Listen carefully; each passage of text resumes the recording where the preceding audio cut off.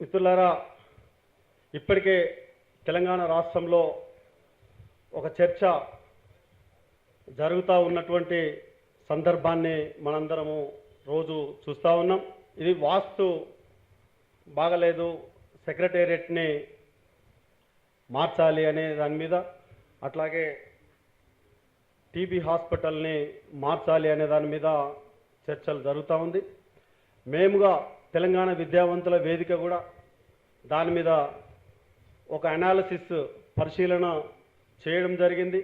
దానికి ఒక నిపుణులతోటి, డాక్టర్ల బృందంతో కమిటీని కూడా మేము ఇంటర్నల్గా వేసుకోవడం జరిగింది. ప్రభుత్వానికి కూడా ఆ విషయం చెప్పాం. అయితే వాస్తు అనేది నిజంగా ఇది వ్యక్తిగతానికి సంబంధించినటువంటి విషయం. అసలు వాస్తును అనేది కొంతమంది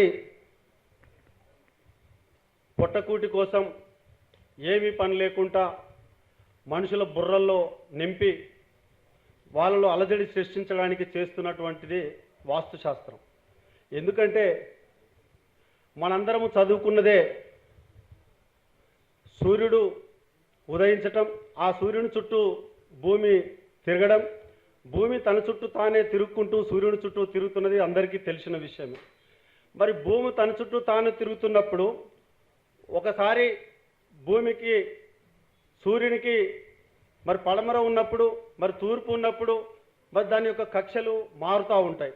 ఆ మారుతున్నటువంటి సందర్భంలో మరి మనం ఏమనుకోవాలా? కాబట్టి ఇది కొద్దిగా సాంకేతికంగానే ఆలోచించి అందరికీ ఈ విజ్ఞానాన్ని తెలుసుకునే విధంగా చేస్తే ఈ వాస్తు అనేదాన్ని మనం అరికట్టడానికి ఆస్కారం ఉంటుంది. అయితే ఇప్పటికే ఈ వాస్తు అనేది వ్యక్తిగత అంశమైనప్పటికీ దాంట్లో కార్పొరేటివ్ శక్తుల యొక్క మరి వాళ్ళ ఉపయోగానికి ఉండే విధంగా ఏ ప్రభుత్వమైనా రాజ్యం తన పని చేసుకుంటూ పోతున్నది. ఇది ప్రపంచ దేశ చరిత్రలో అన్నీ చూస్తున్నటువంటి సందర్భమే.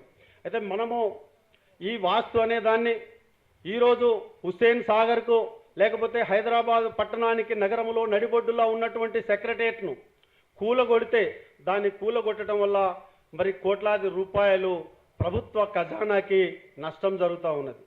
ఇంకొక పక్క మళ్ళీ దాన్ని అదే వేరే ప్లేస్లో సెక్రటేరియట్ కట్టడం వల్ల మళ్ళీ ప్రజాధనము మనము దాన్ని దుర్వినియోగం చేసేదానికి అవకాశాలు ఉన్నాయి. ఇన్ని రకాలుగా రెండు రకాలు కూడా ప్రజల యొక్క సొమ్ముని నష్టం చేయడం అనేది ప్రభుత్వాలకు ఉండకూడదు. కానీ ప్రభుత్వాలు పరిపాలన చేయాల్సింది వాస్తుతోటో లేకపోతే తన వ్యక్తిగత యొక్క నిర్ణయాలతోటో వ్యక్తిగత యొక్క ఆలోచనలతోటో కాదు. మనకు భారతదేశానికి మరి సెక్యులర్ సోషలిస్ట్ ఫెడరల్గా మనకి ఇప్పటికీ రాజ్యాంగంలో పొందుపరచబడింది. ఈ రాజ్యాంగాన్ని కూడా డాక్టర్ బాబాసాహెబ్ అంబేద్కర్ గారు ప్రపంచంలో ఎన్నో దేశాలను పరిశీలించి ఎన్నో దేశాల రాజ్యాంగాన్ని చదివి దాన్ని ఈరోజు మనకు భారత రాజ్యాంగాన్ని తయారు చేసినటువంటి సందర్భం. ఆ మహనీయులు ఆల్రెడీ మనకు ఒక గ్రంథాన్ని మన ముందు పెట్టింది. ఆ రాజ్యాంగం ప్రకారమే ప్రభుత్వాలు నడవాలి తప్ప తన వ్యక్తిగత ఆలోచనలతో ఇది నడవకూడదు. దానికి ఫెడరల్ ప్రజాస్వామ్యానికే విఘాతంగా ఉండేటువంటి సందర్భం ఉన్నది. ఈ ప్రజాస్వామ్యంగా ఎవరమైనా కూడా ఈ డెమోక్రటిక్గా నడవాల్సిన తన రాజ్యాంగ ప్రకారం నడవాల్సిన ఈ వ్యవస్థని వ్యక్తిగతంగా ఆలోచించడం మంచిది కాదు. దీన్ని పరిశీలన చేయాలని మేము తెలంగాణ విద్యావంతుల వేదికగా ప్రభుత్వానికి ఇదివరకే గతంలో చెప్పడం జరిగింది. అయితే ఇది మళ్ళీ ఈ సెక్రటేరియట్ను ఇంకొక ప్రభుత్వ ఇన్స్టిట్యూషన్ ఛాతీ హాస్పిటల్ ఇప్పటికే ఆ రోజు మా నిజాం సర్కార్ అనే అతను మరి పేద ప్రజలు హైదరాబాదులో కార్మిక వర్గాలుగా ఉన్నటువంటి చుట్టూ పరిశ్రమలు ఎదుగుతున్నటువంటి సందర్భంలో ఆ మహానగరంలో ఈ చాలా పరిశ్రమలు వెలువడటం, ఆ పరిశ్రమలలో పనిచేస్తున్నటువంటి పేద కార్మికులు ఉండటం వల్ల వారికి మరి ఊపిరితిత్తుల వ్యాధులు లేకపోతే టీబీ ఇతర శ్వాసకోశ వ్యాధులు వస్తున్నటువంటి సందర్భంలోనే హైదరాబాద్లో వారికి ఈ హాస్పిటళ్ళు పెట్టడం జరిగింది.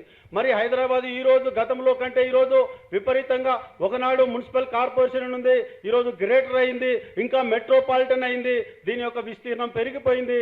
దీని చుట్టూ ఉన్నటువంటి మరి హైదరాబాదు చుట్టూ ఉన్నటువంటి రైతుల యొక్క భూములు గుంజుకొని రియల్ ఎస్టేట్ దందా చేసి పారిశ్రామికవేత్తలు వాళ్ళ పేద ప్రజలని నోటికాడి యొక్క ముద్దను కొట్టేసి వాళ్ళ జేబులు నింపుకున్నటువంటి సందర్భాన్ని మనం చూస్తూనే ఉన్నాం. ఈ సందర్భంగా ఇక్కడ మరి చుట్టూ హైదరాబాద్కు బతుకు తెరువుకు వచ్చినటువంటి పేద కార్మికులు కావచ్చు, గ్రామాలలో పోషణ లేక వాళ్లకు పని చేసడానికి పని లేక మనకి ఉద్యోగం కొరకు చిన్న చిన్న ఉద్యోగాలు చేయడానికి హైదరాబాద్ మహానగరం వచ్చి ఏదో ఒక కంపెనీలో పారిశ్రామిక వాడలలో పరిశ్రమలలో పనిచేస్తూ పొట్ట పోసుకోవడానికి ఒక స్లమ్ములో నివసిస్తూ మరి వాళ్లకు మరి గరీబులుగా ఉన్నటువంటి వాళ్లకు ఏదైనా రోగం వస్తే ప్రభుత్వ దవాఖానాలే దిక్కుగా ఉన్నటువంటి పరిస్థితి ఈరోజు మరది లేకుండా పోయే అవకాశం ఉన్నది. దీనికి గతంలోనే ఉమ్మడి సమైక్య రాష్ట్రంలో టీబీకి 2 శానిటోరియాలు ఉండేది. ఒకటి చిత్తూరు జిల్లా మదనపల్లిలో ఉంటే ఒకటి రంగారెడ్డి జిల్లా మరి అనంతగిరి గుట్టలలో అనంతగిరి మీద ఉండింది.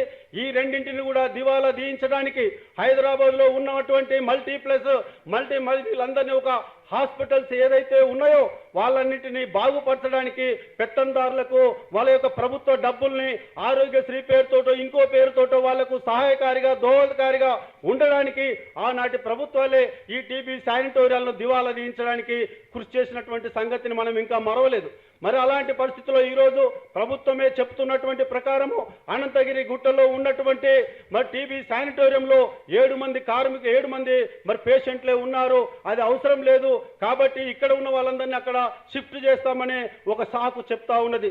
అసలు నిజంగా అనంతగిరి చుట్టూ వందలాది మంది పేషెంట్లు, ఆ ప్రాంతంలో ఉన్నటువంటి సిమెంట్ ఫ్యాక్టరీలో పనిచేస్తున్నటువంటి కార్మికులు, ఆ దుమ్ము ధూళి సిమెంట్ దుమ్ముకు చాలా మంది వచ్చి అక్కడ ఉంటే అక్కడ సిబ్బంది లేకుండా దానికి డబ్బులు కేటాయించకుండా ఆ శానిటోరియం బాగు చేయకుండా అక్కడ ల్యాబులు లేకుండా వాళ్ళ పరీక్షలు చేయకుండా మూత్ర పరీక్షలు కానీ రక్త పరీక్షలు కానీ లేకపోతే తెమ్మడ పరీక్షలు కానీ చేయకుండా దాన్ని నిర్వీర్యం చేసే విధంగా ఒక పక్కంగా చేస్తూ ఈరోజు మళ్ళీ 7 మంది పేషెంట్లు ఉన్నారనేది సాకు చెప్పడం అనేది ఇది నిజమైంది కాదు.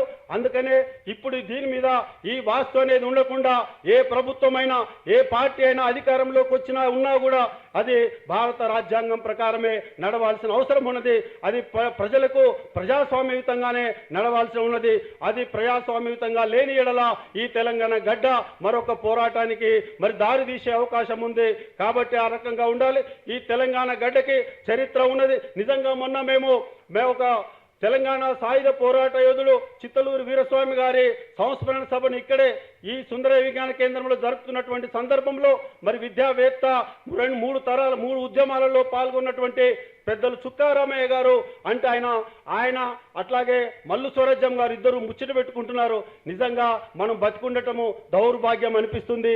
నిజామును కీర్తించిన తర్వాత నిజాము మంచోడు అన్న తర్వాత మరి 4000 మంది బలిదానం తెలంగాణ సాయుధ పోరాటంలో బలిస్తే మళ్ళీ వాళ్ళందరూ వారి త్యాగము నిరుపయోగమైందా, వాళ్ళకి ఏం పని లేక ప్రాణాలు పోయినాయా? మరి మనం కూడా దీన్ని ఆలోచించుకోవాల్సిన వస్తుంది అని ఒక రకంగా వాళ్ళ ఇంటర్నల్గా వాళ్ళలో మదన పడుతున్నటువంటి సందర్భాన్ని చూస్తా ఉన్నాం.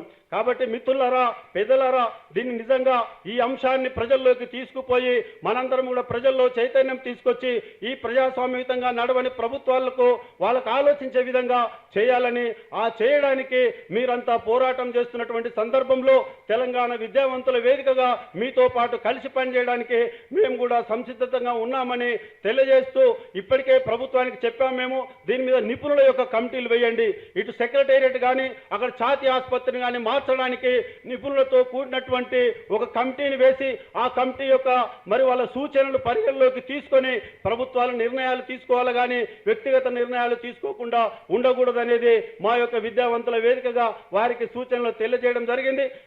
మేము ఈ ప్రజా ఉద్యమాలలో మీతో పాటు మేము కలిసి పనిచేస్తామని ఈ సందర్భంగా తెలియజేస్తూ మాకు ఈ మాట్లాడే అవకాశం ఇచ్చినటువంటి 10 వామపక్ష కమ్యూనిస్టు పార్టీలకు ఉద్యమాభివందనలు తెలియజేస్తా ఉన్నాం. జై తెలంగాణ.